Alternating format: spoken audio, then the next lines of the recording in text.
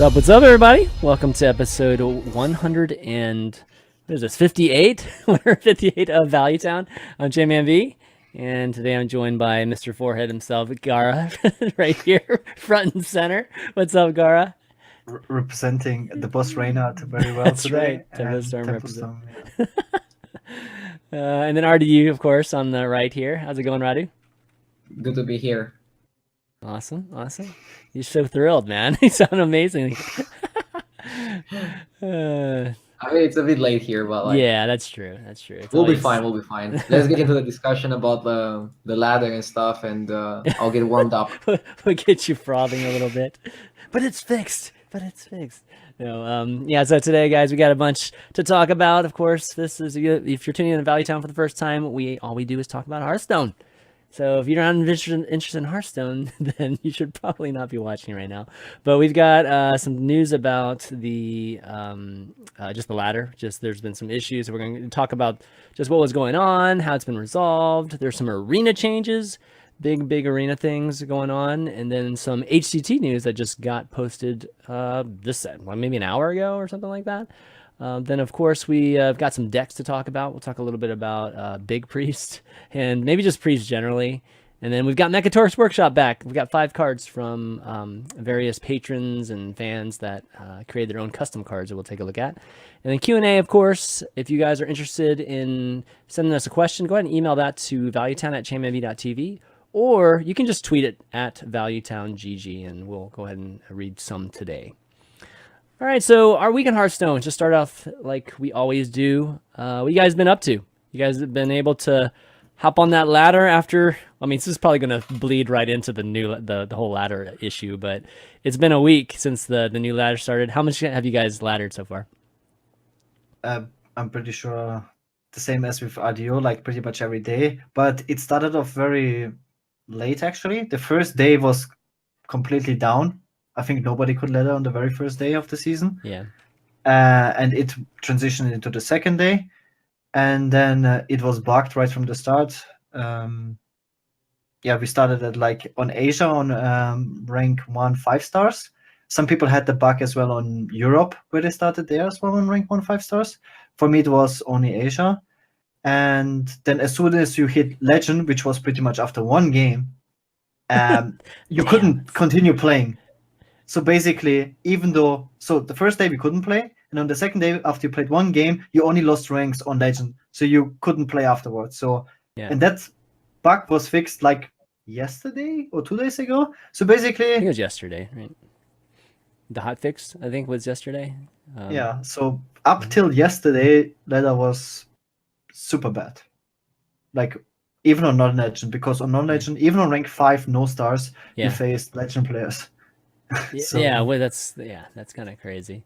In terms of who actually started at rank 1 5 star, was that just random legend players from the previous season, or was that just anybody? Like I wasn't clear on what was actually going on in terms of that. Was it just legend? Some legend players were starting at that rank. I think it was only like the legend players. Yeah. Okay, so it wasn't like literally anybody, because that would have been just a mess. I think it was probably like also the legend players who tried to play while the servers were down. Because like I remember I tried to queue a game on Asia and it didn't let me, and I didn't do that on Europe. And then I was listed rank 1 5 stars on Asia, but on Europe I was listed at rank 5. So maybe they rewarded players that tried to play a game with too many ranks. Yeah. There's probably some coding error. Like maybe they wanted to like give them one extra star, and instead they gave them like rank 1. Oh, really? Okay. Oh, I don't know. That's pretty nice. For those of you wondering what we're talking about, for the last week or so, there was a lot of issues going on with the ladder after the reset, because this is the first month where we only get resetted 4 ranks. And clearly there were some issues that weren't worked out on Blizzard's end. So on the very first day, we saw some people, or at least some legend players, just starting at rank 1 with 5 stars. So literally they'd win one game and they'd get into legend. But that was like messing up the matchmaking, like whatever matchmaking system that they have right now in the back end. Because it's different. It's different when you're at a legend from when you're in legend. and like I know a lot of people were posting at different things, Noblord, and obviously Tyler had his own spreadsheet of how much he went up and down. And there's all kinds of speculations, of course. Some include where there's this trigger that goes off after you've played a certain number of games and you've like gotten to legend, where it actually starts matching you up against a hidden MMR versus just like your rank. So there was a lot of those things that were just off, out of sync, when it came to the very beginning of the ladder. And that's what we saw. We saw all these people playing, just players that were, they shouldn't have been playing, so, and then it was reflected in like how much they went up and down, right? So, and for the most part, you went down much more than you went up. So that's why people were not playing for a day or two, or maybe it still even happens. Gar, you were telling me you still maybe even see it right now. Is that the deal? I mean, you're still gaining less than you're no, you're gaining more, less than you're losing, right? Yeah, but I've also seen that you still face legend players on non-legend, like even on rank 4, rank 5. Right. So that should never be the case. Yeah. Like you should never get paired with legend players. Like because with the old new MMR change, you always face like people close to your MMR, and then even for low legend players, it's usually other low legend players. So they did some hot fixes, but apparently, as RDU mentioned, he might elaborate on it. You gain way less MMR now than in the previous season, like when you win or lose. So I played a lot since the change happened, and like I can tell you what I saw. Basically, the ratio of how much you win and you lose is like similar to how it used to be, let's say last month. Okay. But it's just less. So you win less ranks. You lose less ranks. Oh, so the totals are smaller. Okay. Yeah, the totals are smaller. I'm not sure why that is. Maybe it's because there's like too many players that got legend in like the first days of the season. It's still like the first week. Like at this time last season, I wouldn't even be legend probably. Yeah. I don't know. So like now I'm legend on 2 servers. So there's like probably just too many legends and it's inflated. But keeps being like this, I think it will encourage camping. Like you just get number 1 and you stop playing and you might end top 25 even if you don't play for like 1 week plus. Yeah, and this is the first time we have this new ladder system, right? Yeah. With the low reset. And like last month, as you said, we wouldn't even be legend by now or like we had very few legend players. So it's kind of similar to like previous month. It's just that we overall have way more legend players. So nobody really knows for sure if this is like normal or not. It could be normal. I mean, in theory, it should be the same. I mean, I think one of the major reasons why it became really weird and messed up was because of whatever bug that they had. Right? I mean, they obviously had some issue that caused people to be rank 5 or to rank 1 in 5-star, and they just win one game and they're automatically in legend. And then there was that whole trigger thing. Like, I don't think they anticipated how many games it would take for there's one big thing. I wish like Noblord would be on the show because he had some he couldn't crazy make it, researches. Yeah. The problem is that nobody knows how the MMR system works. It could be that you need to play and win to accumulate MMR. Nobody knows how it works. It could be that, for example, in the previous season, that when you started on rank 15, that on the way to legend, you accumulate a ton of MMR. This is why after you hit legend, you gain more ranks or you gain faster ranks. Like when you start at rank 1 5-stars and you basically still have like an MMR reset. But from what people have said, or from what I've seen, is there's no real complete MMR reset because higher people with higher finishes got seeded higher as well. Like I've seen like Sixto getting seeded into top 200, top 20, and people who were low legend got seeded into low legend. But there's definitely some MMR system, and with the bugs as well, like it must be completely messed up as well. But definitely, I'm pretty sure there's like so many people that, let's say, are rank 100 legend and keep playing every single day. Like you don't know how much MMR they accumulate over the time. Like by just having, let's say, 60% win rate, 55% win rate, maybe you just gain over time a lot of MMR. So it's because there will probably never be an official statement by Blizzard by Well, how it MMR is actually zero works. sum. Actually, it's not zero sum. Is it zero sum? Is the MMR system for Blizzard or for Hearthstone zero sum? It should be, right? Like, I think that We have no idea how it works, and that's like yeah. So I mean, I guess it's possible that it's not. So if you are like putting in a lot of games, then yeah, you could be building up this crazy number. Again, people that might not understand what MMR is, it's like matchmaking, like your matchmaking rating. And this is like separate. Like most games, or at least if you're looking at it from a very pure standpoint, we'll just, on a ladder, a competitive system, you'll just figure out who has the closest MMR and just put them against each other. And that's supposed to put two people that are equally ranked against each other, or at least close as possible. But because a lot of games these days, or at least a lot of developers use this type of system or model that tries to help motivate you to play the game, right? That's kind of why we have this whole rank 1 through 25 system. You have this matchmaking that has to take on kind of a different model. It can't be like this pure matchmaking system. So what happens in Hearthstone is that we match up people based on the ranks, when you're in the rank through 125, because that makes sense, right? You want to play folks that are in the same rank range. They don't have to have the same, they don't have to be equally skilled as you. They just have to be in the same rank range so people can all get to legend, right? And then, but once you get to legend, it's supposed to flip over to a more pure, matchmaking type of system with MMR. This kind of hidden MMR that everybody talks about. So that's why, we're talking about these things. Just want to clarify it for everybody. And nobody knows it. Of course, Blizzard's the only one that knows. So it's all speculation except for those guys knowing.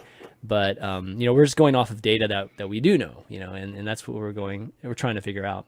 But the system that they've used in the past really should just work outside of those first initial things, like if there is some kind of prerequisite for the number of games you have to play, even if you get to legend, like if you get to legend in one game, I don't think that trigger, that little flip over to using MMR as a matchup parameter starts to take into account. I think you still have to play like, I don't know, 10 games, 20 games. I don't know what it is. And I think that's the thing that they probably need to figure out, with just having to reset to 4, what that number is going to be, I find it interesting what Nopolot mentioned about this is that there was never an MMR reset. They only MMR reset's a totally different thing. Yeah, should there be an MMR reset, or did they ever say they would do that? I don't even know if they said that they were going to do an MMR. Yeah, so if there's not an MMR reset, what that means, guys, is that there could be a 5-star, a rank 5 person that has the same MMR as, say, somebody that's top 10 legend right now, right? And if for whatever if it's triggered from the standpoint of you're not playing people who are in the same star range as you, or sorry, rank range as you, like in 1 through 5. Instead, you're being matched up with the MMR rating. Then all of a sudden, you could be playing this guy who's like top legend. You're like rank 5, and that's not supposed to be the experience, right? I don't really think it works like that. I think like over time, people in high legend gain MMR, because if you enter legend like after the half of the month, you're never gonna enter in the high ranks, like never. Like you could finish number 1 legend, and then next season, if you don't play like half of the season and you get legend with like even good win rate, I'm pretty sure you're still not gonna get put. Okay, into so the top carries over for sure. But look, why is that the case? It was the case because people reset in got legend in the first day, so that's why you could notice the difference. So maybe like some of your MMR gets kept, but like I don't know. We're just talking. What I'm trying to say is the people that get late legend usually have an overall bad or worse win rate. Like if you play every day and you hit legend, let's say after 16 days, you got legend with like 53% win rate or something, then your MMR should be quite bad compared to someone who hits legend after a few days, very early in the season. Yes, like it makes sense in both ways that you are seeded higher if you get legend earlier because you have a higher win rate and because you get legend sooner. Like, it's so rare that someone hits legend after 16 days but has like 90% win rate, someone who just plays casually but has a crazy win rate. Like, how many people are there? Like, I've never heard that from someone. Yeah, it's not common. It's definitely not common. And there's pros and cons for doing it. There's pros and cons for resetting completely. versus just carrying it over. I mean, resetting completely definitely punishes people who don't play equal amounts every season, right? And I don't know, maybe that's the case. Maybe like you're supposed to have to play a ton of Hearthstone, and I mean all of you guys play a ton of Hearthstone, so it really doesn't matter. It wouldn't matter to you guys. You guys would still end up in the same place. But maybe somebody who isn't, maybe they're going to more events instead of playing ladder so much. I think they would be like brutalized by just this kind of MMR carrying over versus resetting. It would definitely benefit them much more to pick whatever months they want to play, right, and then benefit from that. I think overall, I think the carryover's probably better. I mean, if you're looking at it purely as a game, right, and you're trying to match the people that should be playing against each other. I think carrying over MMR is probably the best route to achieve that, because in the end, that is what the point of it is. In just actually them creating matches for us. We're supposed to have equally matched games every time we click the play button, right? But it's go ahead. Like when you compare like Hearthstone to other games, is even if you're like rank 2 legend, the queue times are incredibly small, which is good. Like it's insane how good Hearthstone is compared to other games. I mean, some people don't think that's good, right? Some people think, I mean, when you're in rank 2, it's not so bad because rank 2 again, you're just trying to get to legend. It's like a different objective. No, I mean rank 2 legend. Oh, you're talking about rank 2 legend. Oh, okay. Yeah, you have almost instant queue times, and you face like someone on rank 100 legend or whatever, or rank 20 or something.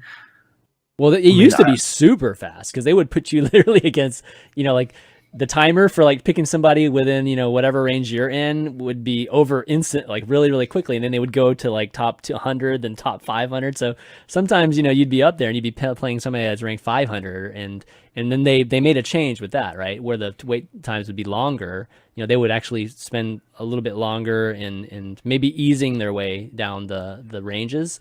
So if you're happy with it now, that's great because this is actually longer than it's ever been. It's good. I mean, it doesn't seem like, at least most of the pro players seem to be pretty happy with the current state it's in. So anyways, they're figuring it out. I think, I don't know, correct me if I'm wrong, guys. It should correct itself, right? Like by, like over time in this month, season 2, like it should, by the mid-month, I would think that things would be back to normal. Unless you guys see something different. I mean, are people still camping, and trying to do that sort of thing? Hard to predict. Let's just wait and we'll see. Yeah. It's probably no point in speculating, but it was a big issue. I mean, it was a big topic this week, so that's why I figured it would be good to bring it up. But they did put out a hot fix yesterday, or maybe just over a day ago. And, hopefully things will stabilize. One of the other things that we heard about this week was that arena changes are in place. And these are huge arena changes. These are, let me bring up the post and then we'll talk about it. But, one of the big things was, the cards that were announced at BlizzCon are finally going to be making it in.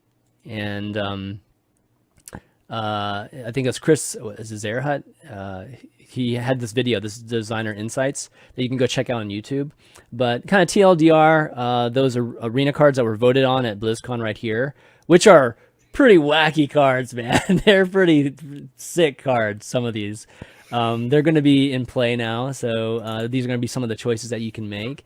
On top of that, whenever you're drafting now, whenever it shows the 3 cards, instead of just kind of having random, just an element of randomness to the 3 cards, they're actually going to put 3 cards of relative power level, in front of you now. So you won't see like a Wisp and, I don't know, like some really good card, they're never going to pair it up. So it's like a no brainer. I think that was like the intentions of that. And then some of the others, actually it says picks 1, 10, 20, 30 will still continue to give you, a higher chance at, or at least higher than a rare quality card. So we'll still have those kind of moments or cutoffs in the draft where you can get, potentially some cooler cards there. And then the increase in cards that show up in the most recent expansion, they're doing away with that now. So, or at least has been temporarily disabled. And then of course the new cards here. So let's see, all cards excluded from, okay, all, and then I think that's it. Yeah, so I think that's for the most part, that's all the changes. What do you guys think about that? What do you guys think about the whole choosing between 3 cards with the same power level? what is interesting is that the competitive aspect on Arena is rising with that, right? As they mentioned, there's like a lot of obvious choices. Oftentimes when you pick cards, like one extremely good card and two extremely bad cards. And so the choice is very simple what to pick. And if you have like 30 difficult choices, and they also explained that there's like synergies involved, you choose between like a dragon or like a good spell or something like that, so you can really, I wonder how like it will affect the best Arena players overall, like their win rate, if they will get like an average of 8-9 wins now or something like that, and if they have like future plans regarding that Arena, like Arena tournaments or something, because this is like a big improvement, right? Like not just for casuals, like make Arena an actual competitive format or whatever. And yeah, I think if I find it extremely awesome. Also, like the Blizzard, the BlizzCon cards. Just like, let's take a look at also these. Oh my god, yeah, take a look at these cards. I don't know if you remember. I had to refresh myself because I didn't remember them. But deal 12 damage to all minions, overload 10. Like, what is the chance of getting them? Like, are they super rare? Do you know? I don't. Per draft. I mean, they don't have rarity on them, so I'm not sure actually with the frequency that you'll see these. But these are all class cards, and I think you do. I think you still get class cards at a higher rate. So you will see these more often. It'd be equivalent to any other class card, I bet. So it will be more fun as well on top of it, right? Refreshing. Do they like the Wild Arena? They do so much for Arena like recently. So and from what I've seen from people's reactions, they're like overall very positive. There's like almost nobody complaining about these changes. Like it's very welcome by everyone. And I wonder if this is an answer to the demographic. Like I don't know how many people are playing Arena compared to Ladder, but we got some nice changes for Arena. Like it's in the past few months. It's this awesome. last year has been, I think, really good in terms of Blizzard being willing to change Arena. Whether they changed it in a good way or bad way, it's been hit or miss, but at least they're willing to change it. And it took years before they would ever do that. Yeah. It's great to actually see that. Yeah. I think the biggest complaint from the Arena community at this point is just make sure that they are very transparent about changes, because sometimes they change, just weightedness and things like that. They don't say anything to anybody, so people get very angry. Some people more vocal than others get angry in the community. So I think outside of just not sneaking in some changes here and there, I think they've done a great job. RDU, what do you think, man? You play much Arena? Yeah, I usually don't play Arena that much, but I like to see change. I like to see that Blizzard also cares about Arena, because that's gonna like make more people play it, and that's gonna make me try it a little bit more. For example, if I get bored of Constructed, or if I'm at a good rank and I just want to chill. Right now, I really don't want to play Arena because it's pretty boring in a way. I don't know how to say it. Yeah, I mean, it's one of those things. It's a little bit better now because it's like I would say if you're a standard player, it's a little bit closer to a standard experience than it used to be. It literally used to be just play the best card. Who cares what your opponent does? And that was literally the way, right? Like that was the best way to play Arena. It's just probability, like what's going to give you the just best chance of winning, just purely card to card type of thing. So I think it's better than that. It's evolved into more than that, and it has to do with just less cards being in the set versus the Wild, right? Like when the Wild Arena was back, or the Wild Brawl was back, it was just we just saw anything and everything. Look at this polymorph question mark. Choose a minion, discover a new minion to transform it into. Dude, what if happens if you get like Ragnaros and like these giant ass cards? It's got to be something bad, right? I mean, you discover it, so like you have to have like 3 bad options. Well, but what if they change all the options to be equal power level? No, they didn't promise that. So no, they're not gonna do that. Yeah, so that's a fun element, right? I don't think people would pick it for consistency sakes, but people voted on this. So if you want to blame anybody, you can blame yourselves, like the community, in terms of what they voted for. But good stuff. I think your question, Gaara, about just like, do you think it benefits the higher skilled arena players or not? I think it's a good one because, like, I'm not sure. Like, generally, the decks are just going to be better, right? And Yeah, but there will be If you pick more. them better, right? Like it's not always gonna be better deck. Like the player has to make the decisions better. but the decisions are like your worst decisions aren't that bad anymore. You know what I mean? So even if you were literally just randomly picking cards, I mean that the level of power of that deck now is higher than it was before this change. Because I could accidentally pick wisps like a bunch of times, right? Now you can't even do that, right? So it's or if wisps was a choice, all 3 cards were basically wisps. Not true. Like you can still pick like the worst option. It's way harder to pick the best option when you have 3 good options than when you have Yeah. only 1 good option. Right. I And if mean, you pick like the second best option like too many times, and like the other guy just picks the best option almost every time, maybe you can see the difference in the overall deck. This is what separates like the top ladder players from like. Yeah, you know. I agree with what you're saying. I agree that it's harder to pick the best card, but the difference between picking the best card and the second best card is not as big. Like they are trying to give you 3 equally balanced cards. One might be healing, right. one might be defensive, one might be offensive, and then just how you end up, your skill and synergizing with the rest of your deck and all that stuff will still shine. It just won't shine as brightly as it did before. Like somebody could be choosing a card that a lot of people just it's a misconception that this card's good and it's really bad, right? Unless assuming you're not using any of those tools that help you draft. So I just feel like just naturally now it normalizes like power levels of decks. So it might be harder. That's fine, right? Like I think it's still the best way they could have done it. Yeah. Okay. But there will still be like cases where you get 3 bad options, right? Yeah. But the overall power level of the deck is about the same. Yeah, but when I'm saying the relative power level between a good player and a bad player, I don't think that difference is.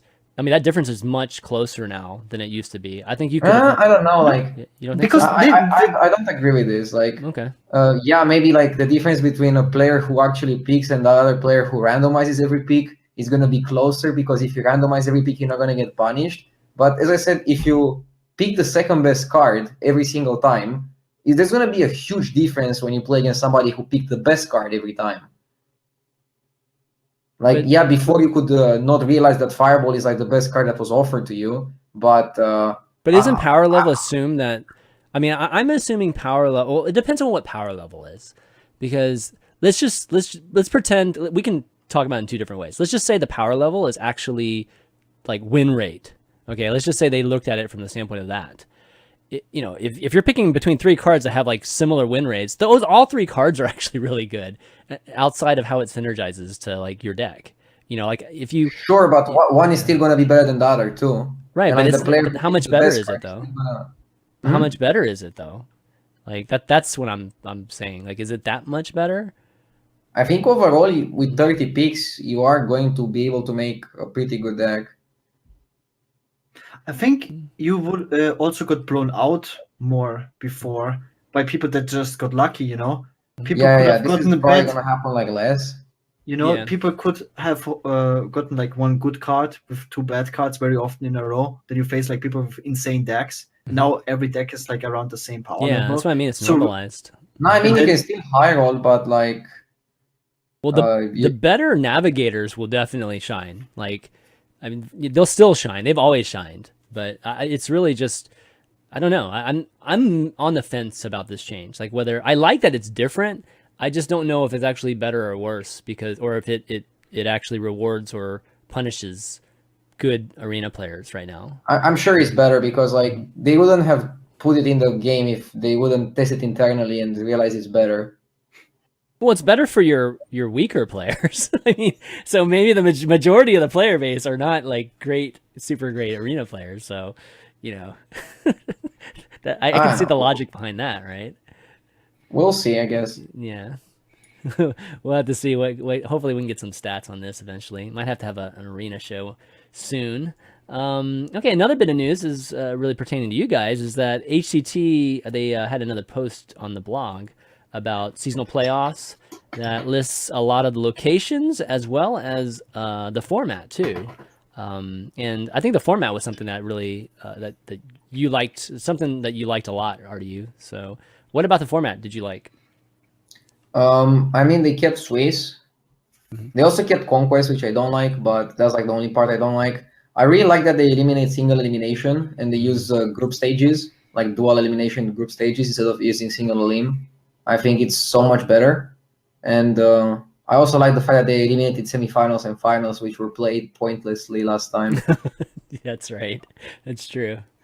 Because before it was like top 4, right? like we'd just get in, so Yeah. it didn't I mean, really it's matter. top 4 here too, but yeah. Top 4 here, but it's a good one. so how, okay, there's going to be 2 groups. So top 8, again, it won't be a single limb, bracket type of thing. It's going to be into 4 groups of 4, and then of course they'll all play each other like round robin wise. So the top 2 players will move on to seasonal playoffs. And They don't play each other. Sorry to interrupt you. I'm pretty sure it's like oh yeah, just you're standard right. group. Okay, yeah. So just the people that win their groups, they're just in, and then that's it. Okay. No, like it's basically like probably first versus last, second versus third, and then winners play winners, losers plays losers. Oh, The you mean people it's that not get round the losses robin? are out, Okay, so it's like and then it's like a 2-0 and 2-1 players are in, and then like 1-2-0 2 are out. Okay. Just standard groups, like how every Hearthstone tournament has Yeah, them. so it's just the bracketed groups is what you're saying. Yeah, Yes. I don't know why I was thinking like round robin groups. Yeah. I think what they should add, which they probably didn't, is the people that go 8-0 in Swiss or 7-0. They said 7 rounds of Swiss. Mhm. The person that is number 1 seed should be in winners bracket in the groups, and the person that qualifies through like 5 and 2 stats should be in losers bracket. But I'm pretty That's sure too that this complicated, Gaara. You cannot really have that. That one's a little too, I can tell you hard what to they should understand, have. I can tell you what they should have. They should have the last match. They should reverse the players so that you cannot play the same player twice. That would be good. Yeah. So I'd like basically, that. if you go 1-1, you don't play the other 1-1 player in your group. You play the 1-1 player from the other group. Yeah. I think that's like the best way to do it, because a lot of times you can get completely destroyed because your first opponent has a really good lineup against you, but bad against the others. So he beats you, and then he loses to the other, and then you beat the other, and then you end up facing him again. And that situation is very annoying, especially in Conquest. So I really hope they could do it, and maybe I should like tweet it or something. Yeah, you Because should. maybe there's still time to like change it if they didn't set things yet. Do you think it would be more fair though? Yes. Because what really annoyed me, this is, I complained about this for over a year, is like it I think it happened to Pavel. Like he was number 1 in seed and he was like 8-0, and he played against the 8th seed, was 5-2, and then lost like first round in playoffs or like in top 8 because that lineup countered him, and then he was out of the world race. You don't get too many chances, and it was like ridiculous. And yeah, this is definitely an improvement. I still think like, man, someone who lost twice, like more than you in the Swiss, should have like some disadvantage in top 8. But yeah, that's just me. Adio says it's too complicated. The thing is, like, the guy that makes it with 5-2 is gonna be the one with the best tiebreaker. So that's at least something. Mm-hmm. That's true. Okay, so like not everybody with 5-2 is gonna make it. Very few are gonna make it. So 2 people get in. It's two per groups of 4. It's same as last time. 2 per group for 4. Yeah, okay, gotcha. All right, Yeah. well that'd be cool. I mean, it's kind of weird that they're not going to be playing each other because they always had like they had a prize at the end of this thing, right? So No, there was 0 prize. Oh, they there was just 0 played prize. for Oh, no for some reason. reason I thought there was a prize at this. Okay, No, there wasn't. man. All right, so it's totally pointless before. Honestly, I feel also that double elim group stages have way more hype around them than single elim. That's just my Well, it's just more matches. I mean, you're gonna have more chances for like if you're rooting bad for luck. a player, Yeah, if you're rooting for a player, he gets unlucky and drops out immediately. right. It's so bad. Like I know from other like esports, that he lost your favorite player, but he can still make like a losers run comeback, and Yeah, I think also like in Seed Story, it's very cool when the players still win after he lost.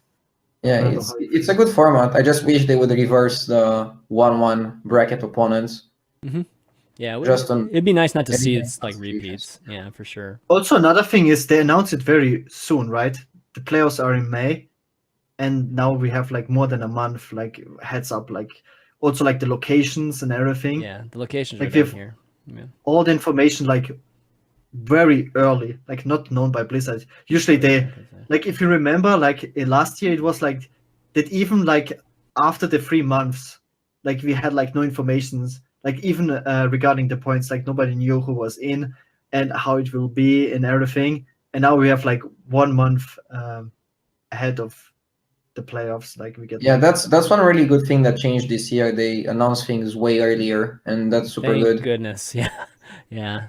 That's always been one issue with people having to plan, especially to travel, right? Like these are not sites that are close for some folks. So I think it's cool that they give them plenty of heads up this time around, and they need to keep doing it because that's I mean, super we important. still have to wait for this month to know how many points and everything. So Yeah. I don't think that anyone will book a flight. Yeah, okay, fair enough. Yeah, I guess they're not able to still book yet, but yeah, you can take a look at some of the sites here. We basically got one site on each, at least in the U.S. here. We got one site on each of the coasts. So we've got Austin in the middle, Esports Arena on the west, and then the Cave on the east. So it makes sense. Those are all. I don't know about this mothership site, but definitely the Cave and Esports Arena are proven sites that are, have had these events there before. Then we got one in Brazil and Peru, and then Ontario. Okay, so nothing really down south corners of the country. Like there was not one in Florida this year. That's kind of a bummer. Yeah, it seems like fewer locations. Yeah, definitely fewer. Way And then if you fewer. look at, let's look at Europe here. Actually, what did I do here? Europe has like 5 or 6 locations, I think. Yeah, but they're Europe's. We're talking different countries in Europe. It's So, here we it's go. less locations because they want to send admins, like Blizzard people, on site to make sure that the event is running smoothly, so good. that there's like not gonna be like bad venues or people trying to cheat and stuff like that. Yeah, wow, there's not that many here. I mean, we got the Netherlands, Ukraine, Italy, Russia, and Czech. Like last year we Wow. had Dog. in every country a couple. Yeah, that's not many at all. Like people definitely will have to be traveling train or planes here. I think it's good. Also, like you'll definitely see some other players, and you can hang out with other people if you lose. Yeah, That'll be fun. we can bunk up together, share rooms. It's probably the best way, economical. I mean, Carpool. this is like the event to like not share rooms at. Like this is the event where you want like the best mindset. You don't want somebody snoring near you. I'm just saying Like budgetary reasons. if it's like man. a tour stop with like 300 players, like the one in Thailand next week or the one in Canada this week, Yeah. like there you probably like don't mind sharing the room or like sleeping even on the floor. But like when you play the playoff, man, you want like the best conditions of everything, I think. Yeah. Okay, fair enough. Looking at the Asia ones just to kind of round things out. We got New Zealand, couple in Australia, Thailand, Korea, Taiwan, Japan. Okay. All right, that's not too bad. I'm surprised there's not one in mainland China. That's kind of surprising. But I mean, they haven't announced the way the Chinese system is going to work. They always have a different system. oh, that's it's right. just like I not never covered here. understand that. I always forget that. They have a completely How's it different for thing. teams though? Probably they can't be a part of an HCT roster, right? Chinese players. I have Because no. they have a completely different point system. I would think that I would be have the no- case. Yeah, They'd be probably excluded. probably you're right. Yeah. Yeah. I would think they would be excluded. Well, that's I mean, it's great. It's great we're getting, more news on just everything that's going to be going on this year, and hopefully it continues on with Blizzard just continuing to get these things out early. All right, well, let's move on. Before we do, I want to give a quick shout out to the folks that support the show and just spend a little bit of time and give some shout outs to our patrons, because if you want to support the show and you really enjoy the show, please go to patreon.com/valuetown, throw a pledge our way. Really helps us continue doing the show, paying for things that we need for the show. So It would be much appreciated if you do. But right now we have obviously some great patrons. So I want to give a shout out to Mike T for being our legendary producer, and also a few other patrons: Dave C, Devin Y, Engine S, Raydan, Danny H, Code Chemist, Howard P, Farron F, Hutton J, Nicholas B, Eric C, Dave Soros, and Juan P, just to name a few. Thanks so much, guys. Like, really appreciate it. Go if you want to check out just patreon.com/ValueTown. We have things like Deck of the Week and all that stuff there too. That's actually available to everybody. You can check it out. And yeah, you guys are awesome. Of course, HS Replay. Those guys are amazing. And just definitely, if you want to look at stats, and which we'll be doing in probably just a second here, go to hsreplay.net and sign up right now. Okay, so topic of the week. Big Priest is something that I know Gaara wanted to talk a little bit about this week, and or maybe just Priest in general. There's so many Priest decks right now. I mean, if you guys go to actually HS Replay right now, and you just look at, I don't know what's here. You can look at 1 through 5 or Legend, and you just go by class. It's kind of crazy how many Priests there are right now. You got Combo Priest, you got Control Priest, Spiteful Priest, Big Priest. So Gaara, you wanted to talk about Big Priest in particular. Not particular Big Priest, but it's Big Priest is I guess a good example for the case. There was a Reddit post, and it had a lot of upvotes. Is that a lot of the decks in Hearthstone are very fun to play, but absolutely no fun to play against. Yeah, that was a good article or thread. And that trend seems to continue in Hearthstone. And right now, it really is very strong right there. The ladder experience is not very fun. You play the tier 1 decks, and you will do pretty great with them, and they're probably fun to play because you have crazy powerful cards and super broken win conditions. But playing against them is super frustrating because oftentimes you just can't do anything against those combos or just specific cards like Skull of Manari, and in Big Priest particular, Barnes on turn 4, very popular. You play Barnes, you get Isharash pulling. So high rolling stuff, basically. Yeah. Doesn't really matter. Yeah, that's just because there's no cards in the game that can deal with that. Even from the best classes. And there's no spell in the game that deals with a Barnes turn 4, right? And then with the Resurrect afterwards, what cards do we have? It's super frustrating. And the same goes with Skull of Manari. So playing your own Skull of Manari, your opponent doesn't have weapon removal, you feel great about it. You cheat out your Void Lords, you will probably win the game, you do your fancy cube combos, but playing against it is super frustrating because you can't do anything about it. And but what if you're playing the same decks against these same uninteractive decks, I guess is what you're saying, against each other? Is that fun or unfun? I'm trying to figure out one player will have fun. I guess the player who is luckier will have fun, and the other player, how is it for you, idea? What do you think? I mean, isn't this the same thing with every card game or every game? No. It's fun to win. The strategies just became too polished, I think, and the decks are really powerful, so they just do powerful things, and people don't like losing, which is weird. What? You don't like losing? Are you serious? I guess people like it. People like it more when they lose to some arena deck than when they lose to some structured combo Barnes pulling charge type of deck, I guess. Well, I think they hate it when they know how they can potentially lose, and then it just happens to them. I personally only hate losing to Barnes Hunter because I know that deck is pure garbage. It's 40% win rate at best. It has 20% if they don't have the Barnes and 80 or something if they do. And that polarization makes me really mad when it actually happens that they have the Barnes and they win the game because of it. But usually I'm not really that upset. They have Manari, cool. I'll just take some moves. I'm trying to find ways to beat some things. But yeah, it's really annoying when you know that your opponent is playing a deck that is normally garbage, but sometimes insane. That's what happened with Kelesev. That's what happened with Barnes. So yeah, that can be a slight problem in my opinion. But other than that, I think this is the nature of the card games. Warlock got a lot of tools. They got Gul'dan one expansion ago. They got Monari this expansion. We are at the end of the cycle, so expect high power level cards with like high power level decks with like cards that can work really well with each other and just destroy opponents. Yeah, I mean, I think maybe one of the to pinpoint it a little bit more is that you're talking about high rolling cards, right? Like some not necessarily, by the way. I want to add something to this. It's not like cards like Rin, Divine Favor, and like Deadman's Hand. Those are not necessarily high rolling cards. Wait. Sorry. Wait, what? No. Rin, Deadman's Hand. Like, what's the problem with those cards? Those are totally different. Sure. Those are totally different. Divine Favor, I understand being annoying, but like, what's the issue with Rin and the other? I don't think Rin is a problem. That it's not fun to play against these decks.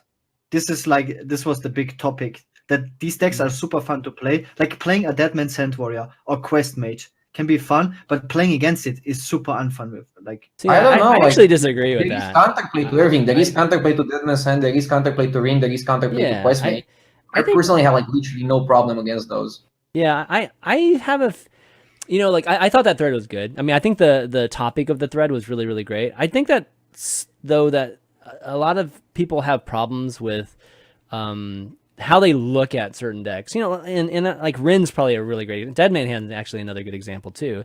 Is that there actually are ways to counterplay it. It's just they're not super obvious ways. It's not like a single hate card or anything like that you counterplay it.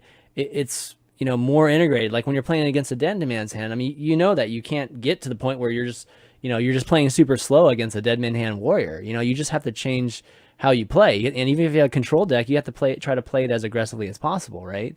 And then with Rin, it's kind of the same way. Sure, there might be a chance that the guy draws Rin exactly on 6, and you just don't have cards to put any pressure on him, so he literally plays a demon every turn, and then you end up losing. I mean, that can happen, but that's high roll-y kind of stuff, right? There is a way to play around Rin whenever he doesn't draw it like perfectly on curve and beat him. And so I don't know. I don't have problems with those type of decks at all. I mean, I can understand Barnes a bit for sure. It's like RDU said, if it's like a trash kind of deck, or like you have like Shadow Word Deaths and stuff, and you just don't have them, and then he ends up getting Barnes and Yashar two Yasharges, then yeah, that feels like crap. And sucks because you're only playing this one hunter 1 out of like 20 games, so it's like, why am I losing to this guy when I should be destroying him? But I don't think that's like a systematic problem. But Big Priest, Big Priest is one of those things. I've been playing a lot of Big Priest recently. Just I don't know why, I just do. And it's one of those things where I either win 5 or 6 games in a row or I lose 5 or 6 games in a row, just depending on how you draw, right? And those decks, I'm sure like the times I've won 6 games in a row, they felt really bad playing against me. But how can we be in a state where the decks are fun to play, but there are decks not fun to play against? I think in the beginning of Hearthstone, like I know people say it was because Hearthstone was new and whatnot, but I enjoyed all the matchups so much from all perspectives. Like I enjoyed Hunter, Face Hunter, Midrange Hunter. I enjoyed Control Warrior. I enjoyed playing against it. I enjoyed playing Control Paladin, Control Priest, Ram Druid, and playing against Zoo, because maybe there was so much skill involved, and the better you played, it really increased your win rates. I do remember like the Druid versus Zoo matchup, especially. Like you could really push the win rate from the Druid perspective and from the Zoo perspective. Now you have these super polarized matchups and these super high rolling cards and these super powerful cards. Like you draw the Alunef on turn 6, you don't have a weapon removal, you will probably lose the game. Or like Skull of Manari or whatever, like Kelesef. Now it got nerfed with the patches. Like it was very recently that we had patches in the game, Kelesef into patches. And now we have Spiteful Summoner, which is usually like a bad card, but he can get a 12/12 immune on turn 5, which if you're high roll, you get it. It's like this, and that's like Draconic Operative, it just gets your win condition, and it's just it's so much like flat of different. You're right to an extent, but it isn't like the skill though, and I mean these things have been happening for a long time, and when I watch events. Events don't play out the same way my games on the ladder play out, which happen a lot of like they're described in a fashion that you're describing games.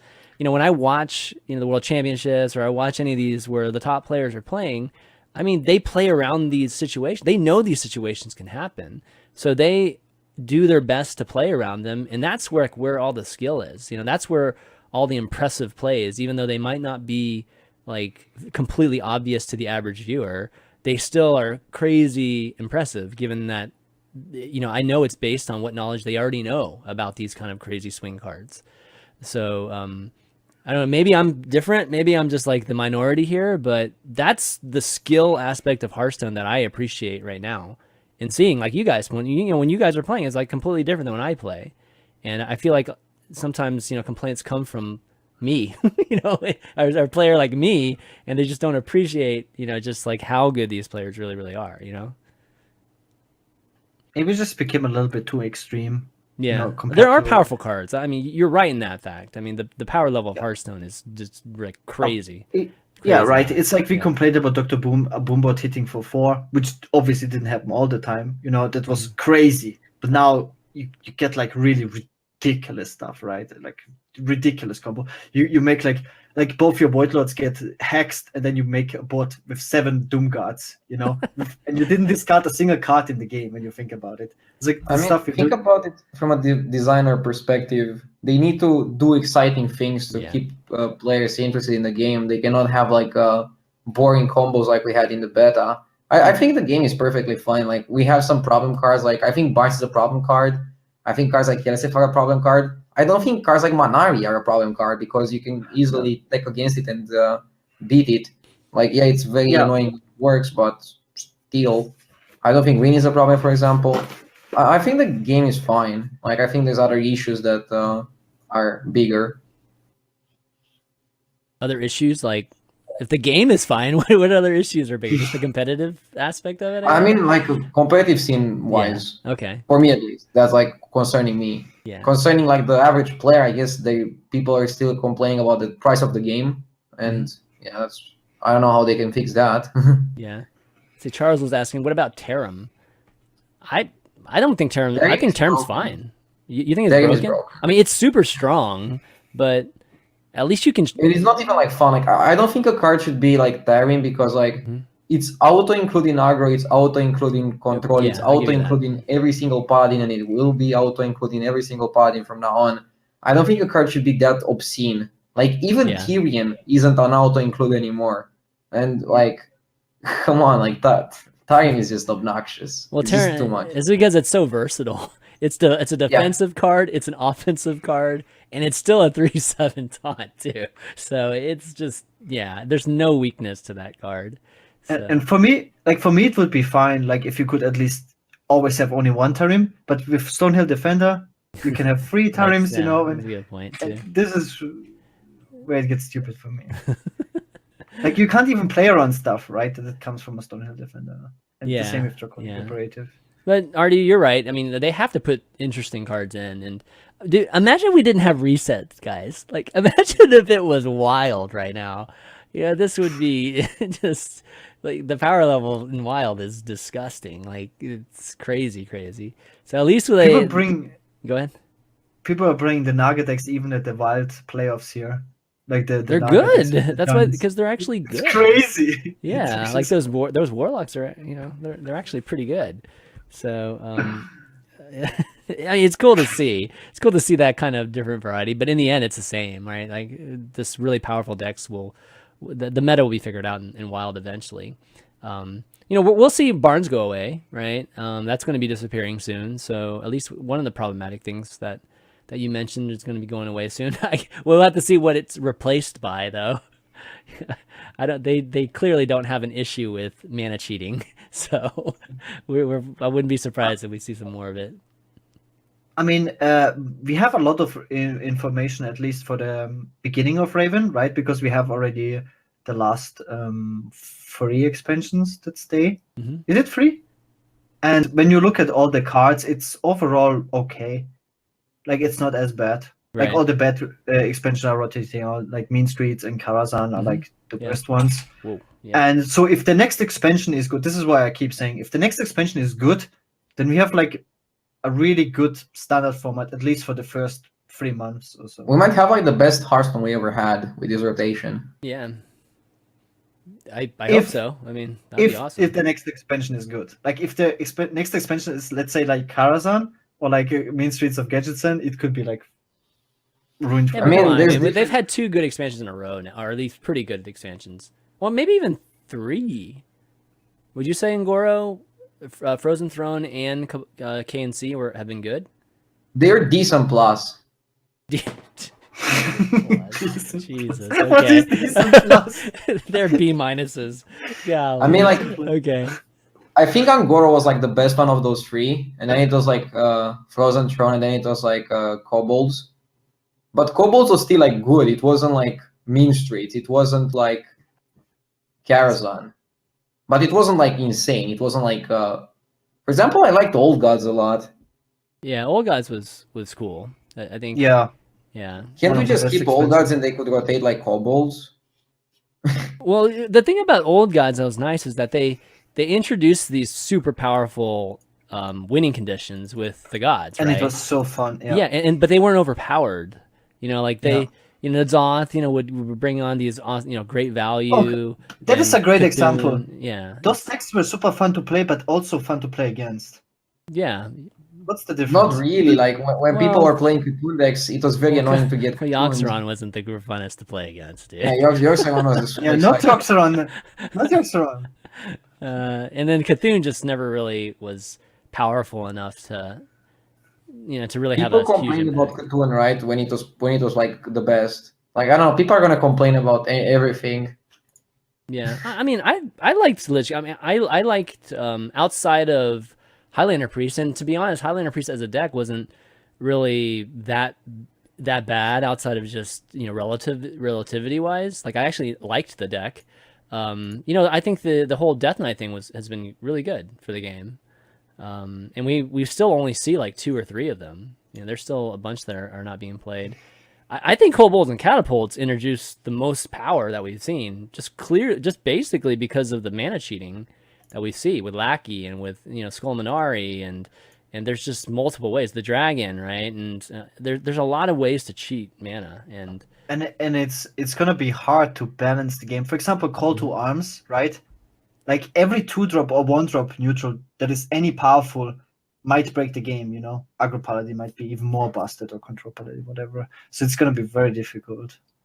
You know, there's a lot of cards they can't print yeah. because the expansion is still in the game. You know what I mean? This is like always like the issue with pirates in the past.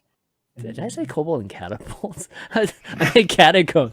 Man, I keep thinking of crossbows and catapults, I guess. This is crazy. Crossposing. Dude, that was an awesome game. Man. That's a great expansion. Yeah, that's a great expansion. That's the next one, man. Totally. But yeah, so it's you know, it's kind of interesting, kind of looking at meta right now. I mean, it hasn't really changed. You know, I think it's that time of year now where we're ready for an expansion, we're ready for a reset. And I mean, it's going to be kind of exciting. We still see paladins. I haven't been seeing quite as many paladins, I have to say, but there'll be some days where literally all I play is paladins, and then some days where I just don't play any paladins. It's just, the ladder is just kind of crazy sometimes, man. You see Legend Rank. What's it look like in Legend Rank right now? Spell Hunter? Are you serious? Oh man, every time like well, somebody brings up Spell Hunter, they always bring up Asmo being rank 1 with Spell Hunter. So it's pretty amazing. I thought you said this was a 40% win rate deck, Radu. Yeah, it's garbage. I only trust my own stats. 53.86%. I don't know. I don't trust stats from like random players. This is Legend players. Yeah, cool. Okay, all right. They can keep playing their Spell Hunter. Oh man. Okay. All right. Okay. Well, why don't we go through some? We got some Mekkatorque Workshop cards that are the custom cards that some of our fans and patrons put together, and these are always fun. This is kind of like our way of contributing ideas to Blizzard and just talk about just general things that can be done with cards, right? And it's always fun doing that. So first off, we got Josiah L. has looks like a mage card here called Occult Librarian. It's a 6 mana 4/7 battle cry. Draw a card that did not start in your deck, and it's a common card. So Yeah, more random. That's great. but it's draw a card that did not start in your deck. So how does that work exactly? So you get like a garbage. No, it's like card. the Spell of Wonders, right? Like maybe something like that, right? It's like a worse Bubbling Book. Like Bubbling Book can also give you cards that start in your deck. That's like the reason why Bubbling Book was decent, because you could get like a third copy of a card, but like here you get a card that is bad because if it was a good card, you would play it in your deck. No, but this would have to be. Wait, draw a card that did not start in your. Oh, it can be any card. Okay. Yes. I was thinking like it had to be in your. Like it was a card that was added to your deck that's not in your deck. That it didn't start in your deck. Okay, that's like more along the lines of what was that previous card? That previous mage card that Inspire. What was the Inspire card? Where you could just draw. God, I can't remember it now. Like you hear a power, you just draw a card. You know what I'm talking about? It was like a legendary. Yeah. I think it's the one that creates a random spell. Nexus Champion Sarad. Nexus. Yeah, Nexus Champion. Yeah, that's feels a little bit like this, but it's not a spell though. It could be like anything. Yeah. Okay, well, just a little bit of a value card maybe. But 4/7 is definitely not strong enough. I feel like it would probably need a little bit more stats. Okay, next up we've got TF. Let's see, the TF boy. Definitely has a couple ideas for Warrior, just to help out Warrior's current cause, which is definitely needs a lot of help right now. We got first off a spell that's 4 mana, Warlord's Cry. It's an epic. Trigger all battle cries in your hand. Targets chosen randomly. All right, what battle cries are good? What battle? I mean, there's like the armor guy, for instance, that gives you armor. So the randomness doesn't matter because you get the armor. I hope every time. It should, because it's give your hero that, right? Any other crazy, disgusting battle cries that I don't. Warrior might not have that many great battle cries, to be honest. That's why. Yeah, there might be a lot of like neutral card or non-class cards. That... Ravaging Ghoul. Which one? You can Ravaging Ghoul. Ravaging Ghoul? Oh, yeah. Ravaging Ghoul. Yeah, I don't think that could be interesting. N'Zoth? Oh my god. Oh, N'Zoth. That could be interesting. Yeah. This card's crazy powerful. Actually, N'Zoth Warrior can work. This card would be busted with that. Yeah, this card is busted. Like this is way better than N'Zoth because you don't get this in N'Zoth on board. Like Cold Lights. Oh yeah. Yeah, Cold Lights would be pretty good, except for Cold Lights going away though soon. Mill would be pretty disgusting too. Possibly. I think Blizzard would have to be careful with planting cards like that. Yeah, anything that's just stuff in your hand, like triggering stuff in your hand, I think is pretty powerful, because you could take a hand type of strategy and then just be triggering stuff. You're not even playing cards, you're just triggering value from your hand. That's crazy. All right, next one we have here is a 10 mana legendary 6/6 Black Hand the Destroyer. All right, I see 3 battle cries in this. I see 3 battle cries bolded in this text. Battle cries. Summon your battle cry minions that died this game and trigger their battle cries. Targets randomly chosen. Okay. All right. So you can use the Warlord's Cry with this guy, and then resummon N'Zoth. After N'Zoth resummon. So you have like a couple N'Zoths. You have like 4 N'Zoths. Nah, this would never happen. This would be like they need to have like Gaara ranting 24/7 on Twitter. Yeah, these are just ridiculous. See, Warrior needs a lot of help, all right? So Warrior needs like some of this action, this like ridiculously broken action. This is N'Zoth's big brother. Like, it's a bit too much. N'Zoth's father. This is N'Zoth's father. Is what it Imagine is. with Deadman's Hand, you have like 8 N'Zoth. Yeah. Oh god, somebody just said Yogg. And then you play with like the Dire Horn and you like just go to fatigue and never fatigue. Yeah. That's true. Actually, I didn't think about that. And with a guy that gives armor, so like, nah, this shouldn't be a thing. That would be like so frustrating to play against. Oh god, but it's so fun to play though. Yeah. Isn't that the theme right now? Fun decks to play, but not to play against. All right. See, when people complain about like some Blizzard-made decks, Yeah. then they should look at the suggestions, and these are like way more degenerate. Oh god.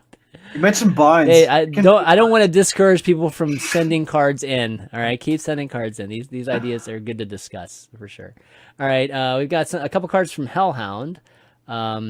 We've got 2 mana Scalding Totem. It's a rare card, 0/3 totem, and it's very common, just 0 attack for a totem. At the end of your turn, give another random friendly elemental +1/+1.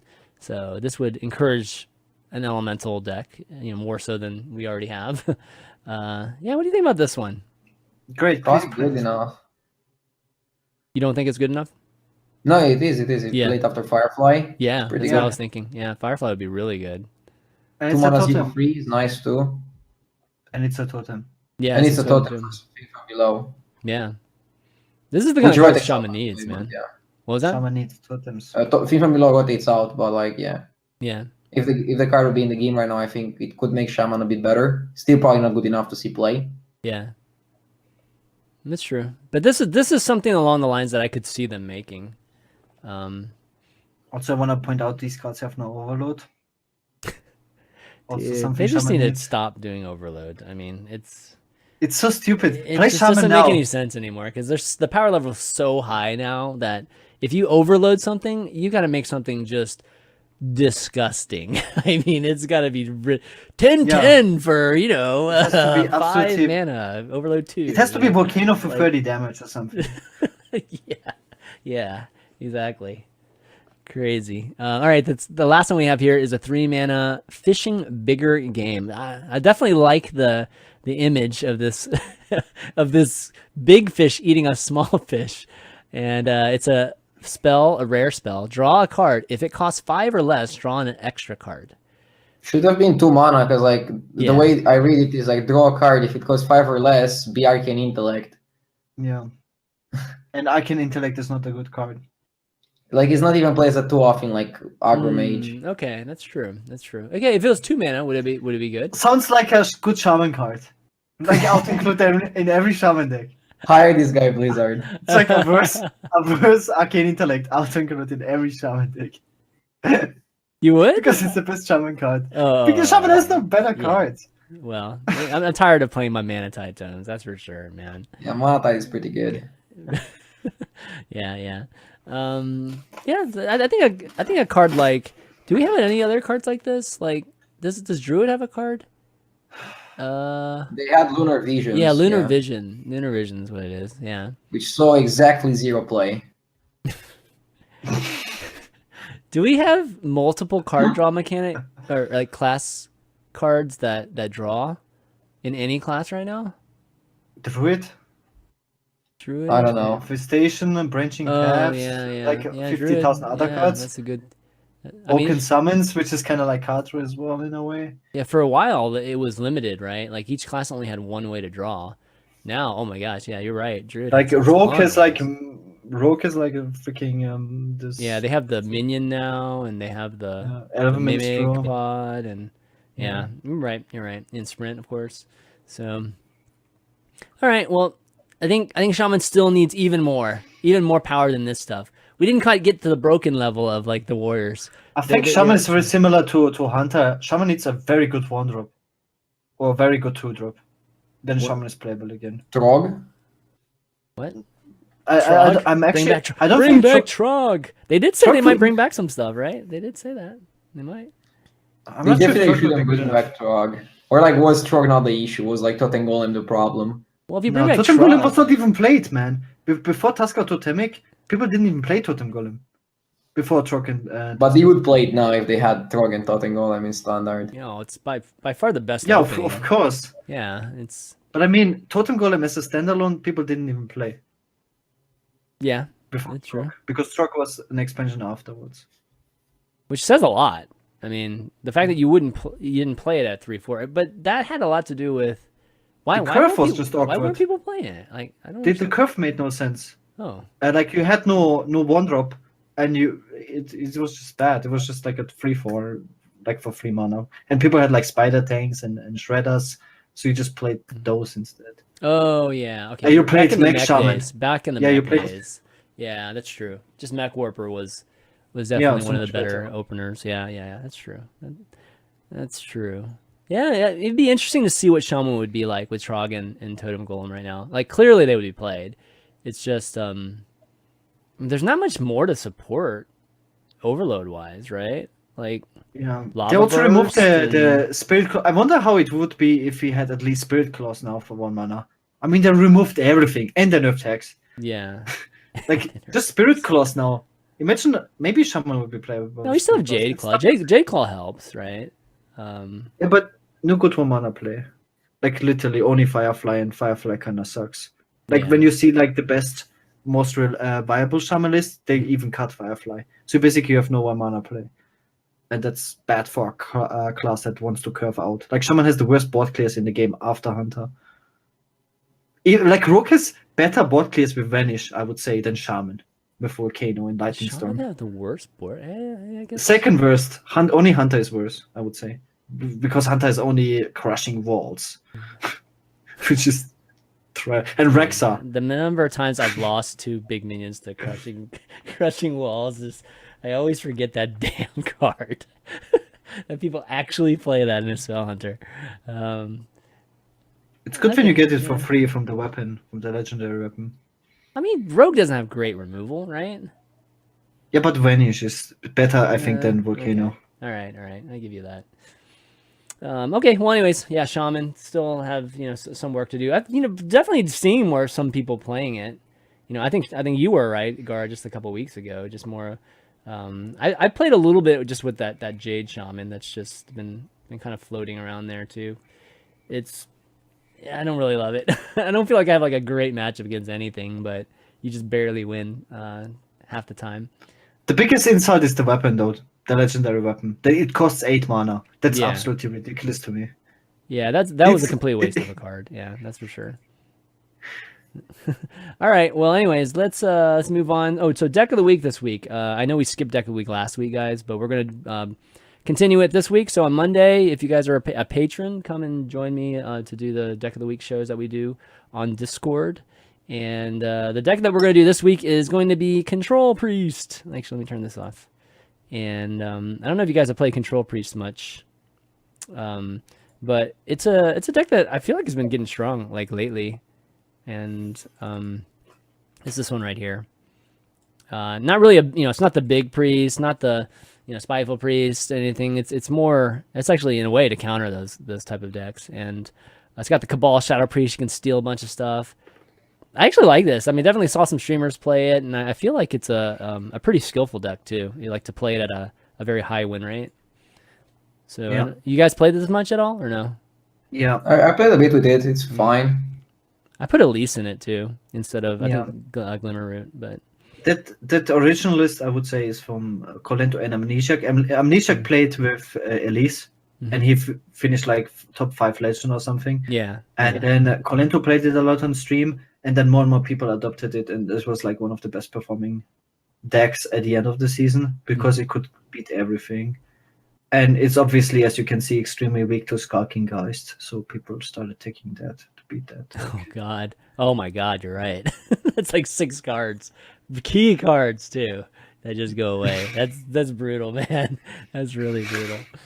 But yeah, well, we're gonna try that out, guys.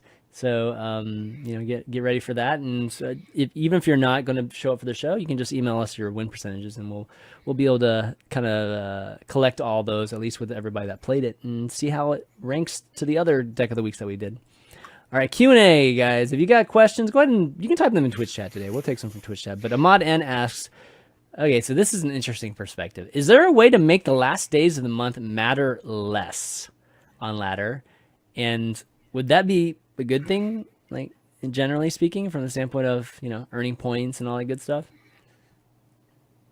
There would be a way. They could just make it so that ladder only qualifies you to some tournaments, and then those tournaments give you points or qualify to some other tournaments. That's just have ladder give no points.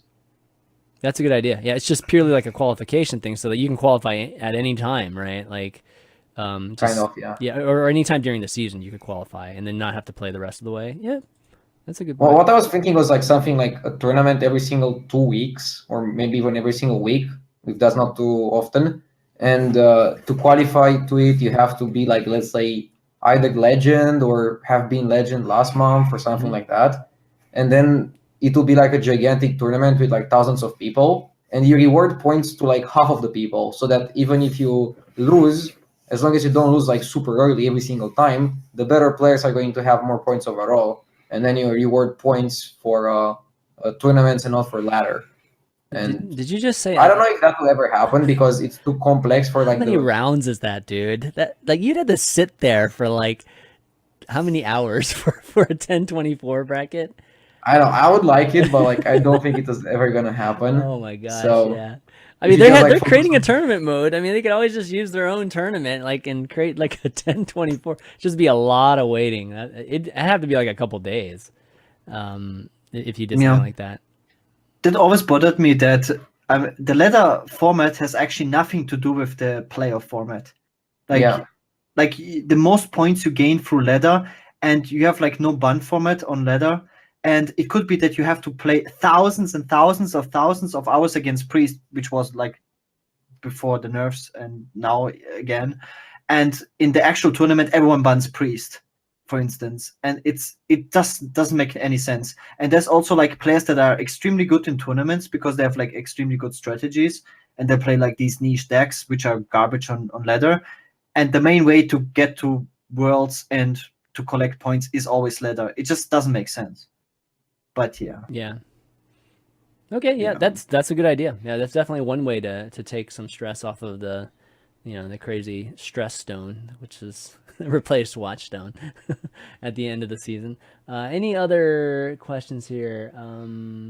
Yeah, any other questions you guys have? Go ahead and tweet those, or at least message them to us in Twitch chat. See, okay, so Todd W, so One Mad Weedist asks, this is a little random, but do you guys think mechs will ever be a thing again? No. Okay. So Blizzard doesn't like to reuse mechanics, right? Like, I don't think they will do it. They'll just come up with something new and fresh. yeah, I mean mechs are really just a tribe, right? It's not.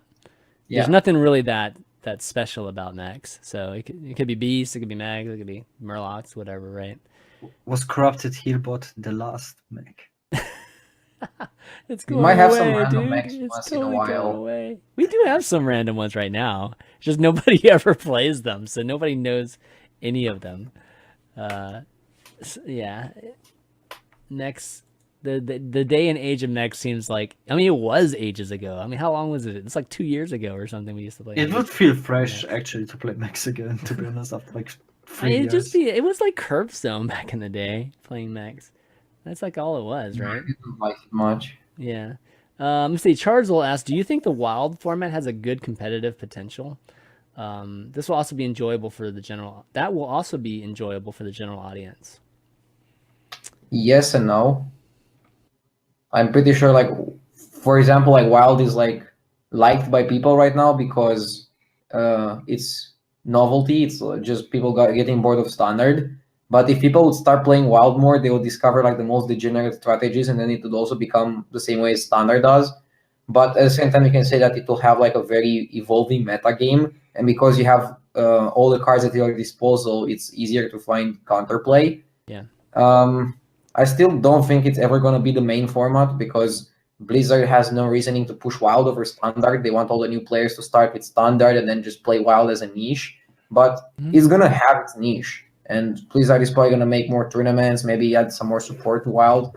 And that's cool, but we should not want or expect wild to be the best format or the most played format. Yeah, I agree. I agree with that. I mean, I think that having kind of what they're doing, maybe 1 or 2 tournaments a year is really good. And my whole thing is that it's not any different than standard, guys. So like us from the standpoint of eventually the metas will be figured out and you'll see the exact same decks at all the tournaments again. So it's not really that fresh and entertaining. It's only fresh and entertaining in the very beginning because you haven't seen it in a while. So having it, still be like that, given that it is a, viable community, or at least a community of players that play wild, and it can be entertaining every once in a while. Yeah, I absolutely think they should continue to support I think they could keep it fresh with a ban list that gets like updated and rotates. Oh, For example, every Reflect- tournament. Yeah, exactly. Every tournament could use that. Yeah, that'd be cool. For example, Naga decks are played too often, then we ban Naga, and then people have to play different stuff. You know, you could make Wild interesting. Yeah. Okay. Yeah, I agree with that. Let's see. Let's see. Well, I guess Treebeard asked, "Do you think this year Blizzard will try to make warrior cards OP in order to make them viable class again?" All right, I'll add on to that. Will they make them OP? What are they going to do to warrior to make them OP? Because they've gone. It seems like all they're doing with because pirate warrior existed for just all this time until recently. Like it seems like all they've ever done is just add very control-y type of cards. Even to the point where it's just like anti-mill type of cards. You think they're going to keep going in that direction? Like, Control Warrior just has not worked out. I mean, it only works out for like Fibonacci, and that's about it. He's the only guy that can gets a decent legend rank with Warrior. Everybody else is either doesn't have the patience or just cannot play it at as high a level as he does. So clearly have to do something. Would you like to see like more of a mid-range aggressive type of warrior, combo-y warrior, anything like that? I think Tempo Warrior was a very cool archetype. Not so much the Pirate Warrior, but Tempo Warrior was pretty sweet. When When Kor'kron's in it, like they would, yeah. I think RDU played actually one of the first versions. was it? I don't know if you remember. No, it wasn't me. It was like show. But it was very early. It was like the prelims where Thais qualified. Oh, I remember that. I remember he played and he qualified. Time ago, dude.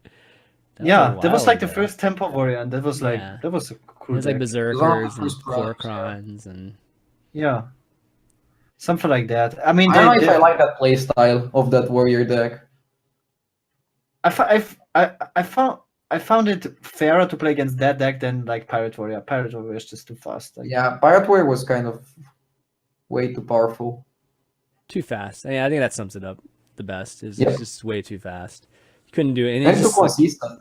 yeah, it's very, very consistent. Let's see. I don't know what could they do with Warrior? There's just so much. Patrons. They it's so funny because like they put so much removal and armor and stuff in the deck, and it's not utilized. So I'd like to see some more stuff. If they're gonna do so much with armor, they need to do more stuff that synergizes with armor.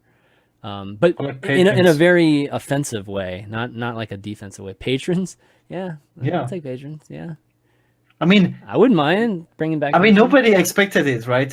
When there was like the card review of the expansion, like nobody expected Patron to be a big deal for anything, and then it became one of the most powerful decks in the game. Like, did we ever have that since then? Like a card that was so, I mean, Corridor Creeper, but Yeah, but Corridor Creeper. Corridor Creeper was just like Corridor Creeper is powerful. way different than Patron. Patron Yeah, like requires a synergy. a card like- that had a cool effect that was actually good, but nobody expected it to be good. I think that was the Arns. last thing. No, I think Purify. everyone. what? Who? Purify. Yeah, dude, that's amazing. I was card. trashing Yeah, Purify. But like you bringing up Patron's actually a good thing. Like something that synergizes with Whirlwind.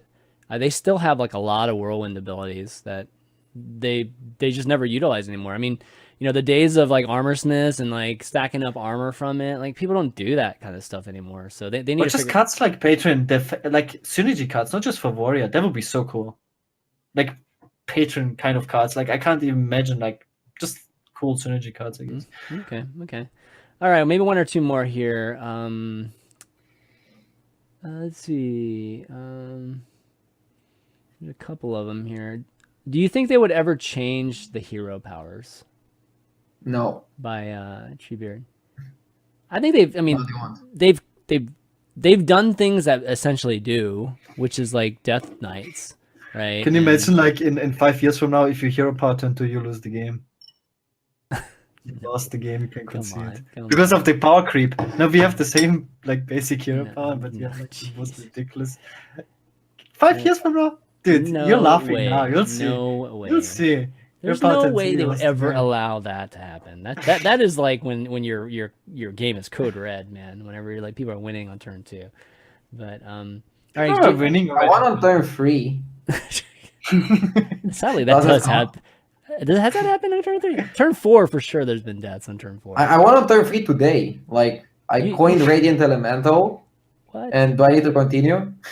Shit. I'm pretty sure you can win on turn 2. Like they are. Wait. How many cards? Wait. Let's do this. Let's do this math. Wait, divine. You can coin Radiant Elemental. Okay. And then you can go second Radiant Elemental, Power Shield twice, Discover twice, and Discover the Hell thing twice, and then you have Inner Fire also in your hand. And I think it's exactly lethal with like whatever many cards you have. Is that right?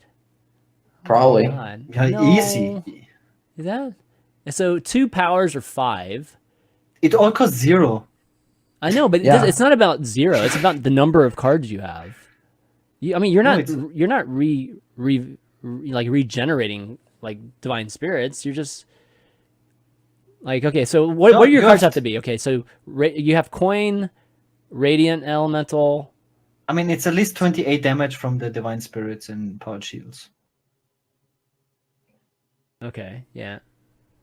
Because you go powered shield, divine, double divine spirit. Okay, that's true. 7. That's 728. Yeah. Okay. Yeah. I won a couple games on 3.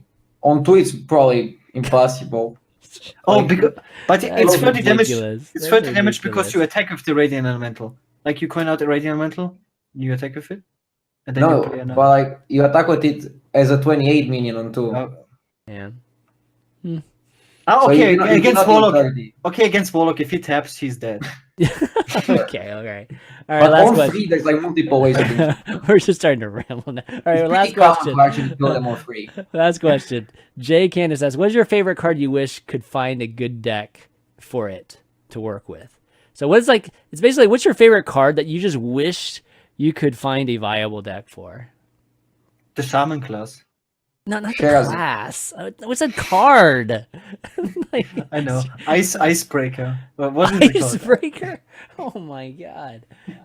Hell no. I would say I would say like something like Grumble, or I mean I kind of wish we could do something with Grumble. But Grumble is good. He is good, but there's just nothing that he can do right now with the current. I think a lot of the Hunter cards, like the 6 mana Death Rattle Beast guy, that when he dies summons a best, or like the 5 mana guy that copies a Death Rattle from your deck. Like on paper it looks viable, but in reality it's just the ooze thing. Yeah, that looks like a big head. It's a candle, isn't it? Forehead. Yeah. Or how about you, RD? I don't know, like either Sherazine or I don't know, some cool card with nice artwork. What? You're basing it on artwork? Oh my god. Oh, another cool card would be the Paladin Idol. That would be cool as well. It's completely unplayable. I never got to play it. The one that upgrades, that gives you like a 6/6 taunt for 2 mana. The Paladin Spellstone. Oh, the Spellstone. Oh, God, I don't even remember what the Spellstone is. It sounds like taunt, I think. Oh, does Every time you heal yourself, it gets upgraded. Oh my god. Heal itself. That's like super hard to do. That's crazy. So somebody said Rotface. Yeah, Rotface would be pretty fun. Actually, if Rotface was just bigger, it would actually be, it'd be pretty significant in that. Or if we had Deathbite. Yeah. Maybe with Deathbite. I mean, there's plenty. I mean, there's the hero power from the Death Knight. I mean, there's a lot of ways to trigger off Rotface. It's just it's obviously a little bit random, but yeah, I think that's the only things I can think of. King Toggle Waggle. I mean, yeah. There's already something going on there with milling and. Dude, I lost to that like 2 times. I had to. It's so embarrassing losing to that. Yeah, no, it's like they give you 10 cards and then they play Togwagger, and then what do you do? I know, but I when I lose to it, I just always forget that that's what they're doing. So I'm just like, oh, I'm gonna win this. This is like easy. It's a totally easy win, and then all of a sudden, oh shit, dude, I think Archbishop is even more frustrating. Yeah, Archbishop was. Yeah. All right, well, I think we're going to wrap things up. Thanks for the questions today, guys. Really appreciate it. If you guys have any questions for us in the future, if you're listening, for instance, on the podcast, go ahead and email those to, what is it, Valuetown at ChanManV.tv, and we'll try to get it out there. Also, Mekkatorque Workshop, just submit some same email address, and we will take a look at them whenever we do Mekkatorque Workshop next. But we're gonna wrap up for today. RDU, great having you on, man. It's always a lot of fun. Trying to catch you when you're busy, because I know like it's gonna get super busy for you soon. So yeah. Like tournaments, end of month, it's gonna be busy. God, I'm surprised. You guys have been super busy with qualifiers recently, right? Because I was talking to Sidonia too, and Sidonia's like, I felt like he was playing something every freaking day. Like we weren't, like, they were like Americas only. Like we could only play 1 from Europe, but you could play 4 if you are from Americas. Oh yeah. Yeah. Oh, okay. So I guess America is just America's week, where you could just play a ton of them. Yeah. Cool. No, if you have questions, just be sure to ask them next week, Circa. We'll definitely get to them. Gaara, got any shout outs? Shout outs to my Twitter. You can see it down below. Shout outs to RDU. Thanks for coming on the show. Shout out to the viewers. And yeah, always so much fun to talk about these topics. Awesome. And thanks the two of you guys for doing the show, and everybody for watching. It's been a lot of fun. Let's see. Actually, there's something I wanted to shout out. What was I going to do? Oh, yeah, just a quick shout out just for something on HS Replay. Just there's an article that Baney wrote this weekend that talks about fun decks that are disappearing. You know, like just some of the fun meme decks that you might not have realized are going to be gone after rotation. So you've probably got like a month left to play them. But you can go check that out. I'll kind of link it in the chat. But you can go to articles.hsreplay.net and you can check that article out. And that's going to be it, guys, for this episode of Valuetown. So for RDU, Gaara, and myself, ChanManV, we'll see you next week.